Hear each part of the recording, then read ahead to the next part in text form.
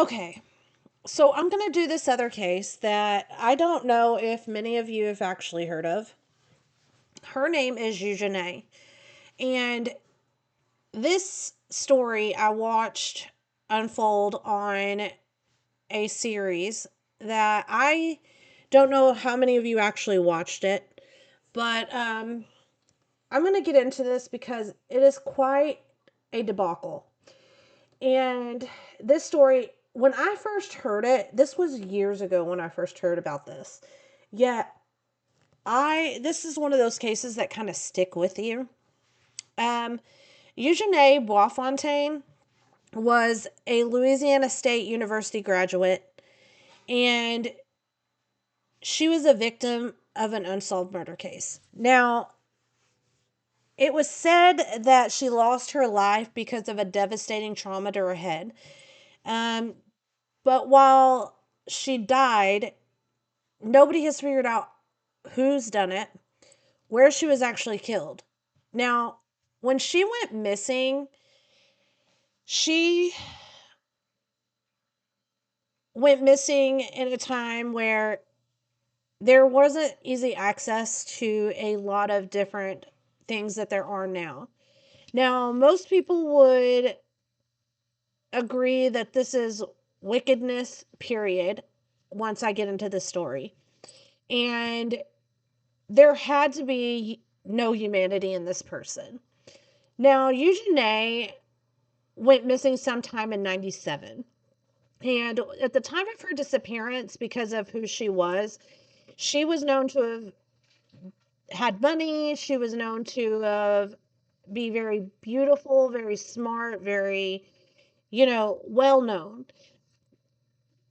But when you hear certain details of the story, you're going to be like questioning it yourself, which is why I wanted to do this. I wanted to actually put this out there because of one, how she was found, and two, it was an unsolved case. So Eugenie went missing, like I said, in 97. And it was in the Baton Rouge, Louisiana area, well known, well populated at the time.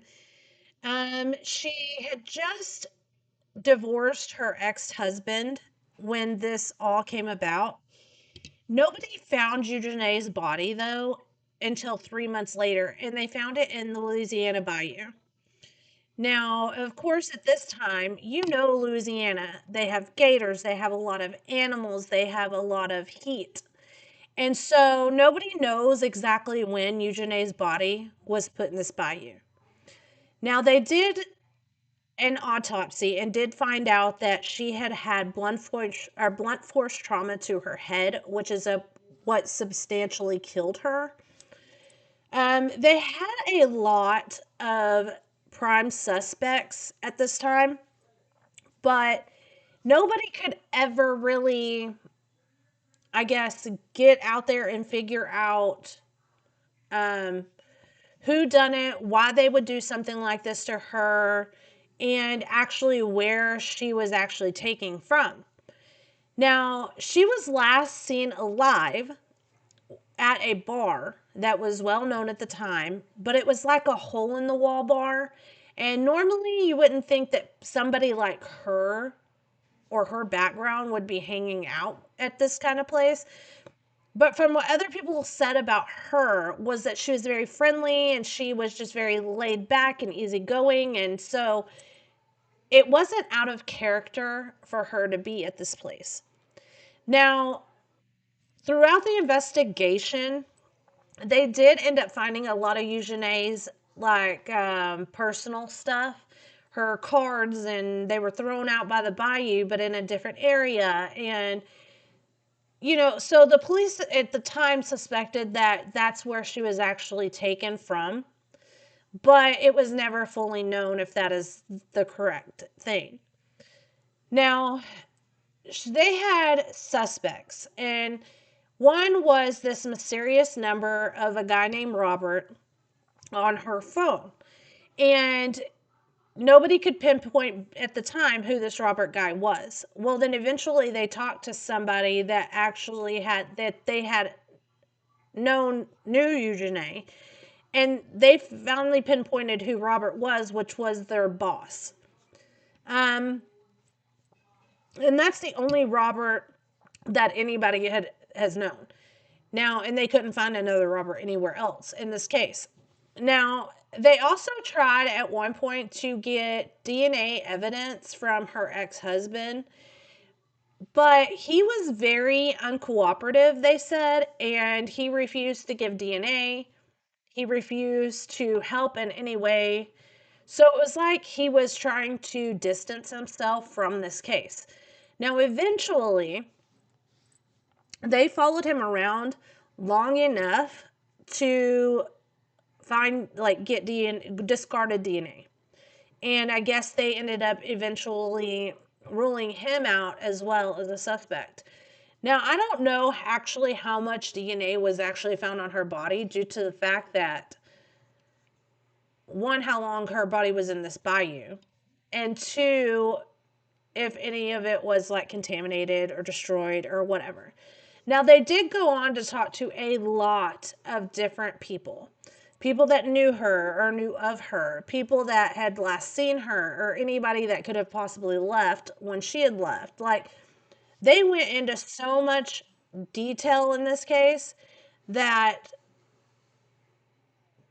it really started eating at this one detective that I would say got really, really close to this case. And the show that I saw it on was Killing Fields, which it premiered on Discovery Channel in 2006, 2016, sorry. And so that's when I started watching it. Now, she was murdered in 97. So this has already been years of unknowns, of cause of death, of um, who killed this girl, who killed this young, beautiful, vibrant girl. Now, nothing was known to the public until about Eugenie, honestly, until her case was brought, I guess, to light on the show. But still, even with all the questions that they had and going back and interrogating anybody that was still alive or that they could get in contact with or that they even previously interviewed, it didn't bring up new leads. They would think they'd get so close and then something would happen to prove that it was nothing but short. It always fell short. And when the show or the series ended, it even ended with them still not knowing who killed Eugenie. Now,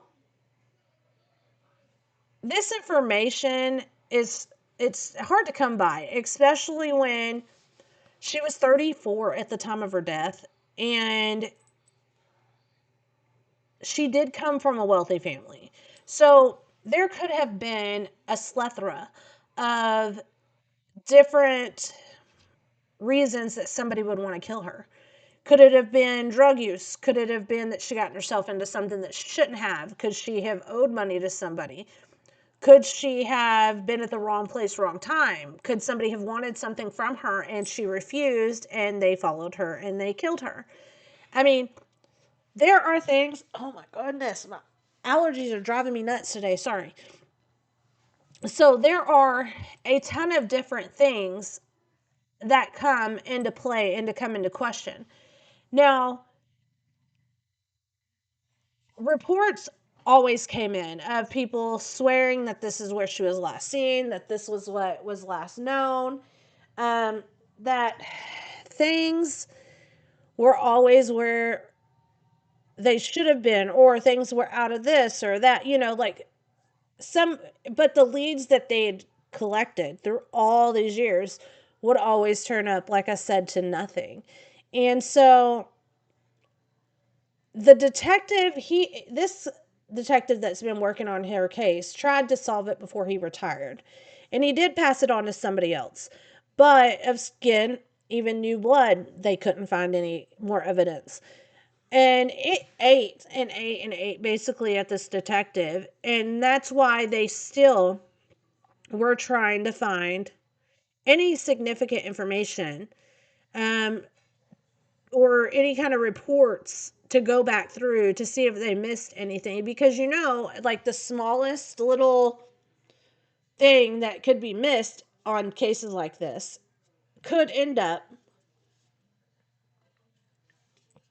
solving these cold cases. We've seen it time and time again. Now, when she went missing, she was planning on going on a trip to Europe. So somebody that's just gonna, leave or whatever, they're not gonna just leave probably by their own accord this way. Um, they said that also she was on a date during the time that she had went missing. Somebody had said that it was like a blind date or something. I mean, we there's been so many different um like weird scenarios. Like none of her belongings were found until her body was found. Um and they were only found 3 days, within 3 days, but then her body wasn't found for 3 months. So like it's it's very weird. Why would they dispose of her belongings but not her? Unless they had kept her for longer than what, see, because that's my thing. What if they had kept her for longer, and that's one reason why she wasn't found? Or maybe she was more deteriorated, like I said, because of the weather and the conditions. That's kind of like a lot of, you know, different things. Now, like I said, her skull had been, that is the cause of death. Now, it couldn't be proven, but um, they suspected essays. But of course, it wasn't as advanced, so they couldn't prove it. And that's where a lot of this case, I think, fails, is because even though you want something so badly, it doesn't always mean that there's going to be evidence left behind in cases like this. And because of how degraded certain genetic, left behind DNA could be. Now, this was another thing that kind of threw me for a loop, is the detectives put up Eugene's flyer on a telephone pole, and they had to put it up 5 different times. Now, every time they went back, somebody had removed it. Now, some suspect that the killer might be the one that was removing them because, like, he felt guilty in a way for murdering her, or that he just couldn't look at her face because of everything that he had done. And so that became a speculation too. Why would somebody constantly keep taking down her picture and not anybody else's? It was always just hers. And this happened 5 different times. And the detective just kind of started getting these weird vibes, but they could never catch who was taking these posters down. Now, in the 3rd season, they kind of had to focus on a different case in the killing fields, but they would still kind of bring her case up and be like, if you have any information, please, like, um, bring it to light, tell somebody, whatever. But so far in this case, nobody knows what, anything that has gone on so far. So my question is, do you think that somebody out there is still alive that did this? Who do you think actually murdered Eugene? And how do you think that the police could solve it? Like, if you were on this case and you went back and you read a lot of their, actual reports and stuff that I've watched, I think it can be solved. but I think that it's so right under their noses, not because they're not trying, but I think the person that done this is so careful. He plays right into their hands. Do you know the saying that if like somebody that wants to be in the know everything when it comes to cases, this kind of case, if it's the person that murdered this person, they want to be as helpful as possible in order to keep the limelight off of them. I think this was somebody that was not a passerby. I think this is somebody that very well knew her plans, knew all about her, knew where she hung out, and knew the easiest and fastest way to end her. I also believe that it could possibly not even be a man. I believe it could be a couple or even a woman in a certain way. And the reason I say this is because maybe this person was jealous. Maybe this person knew things about her that nobody else did. Maybe this person wanted to be her. Anyway, so I hope that everybody actually likes this case, and tell me what you think. I want y'all to go actually look it up and get on here and like let's blow this up because I think it is about time that we find Eugene's killer.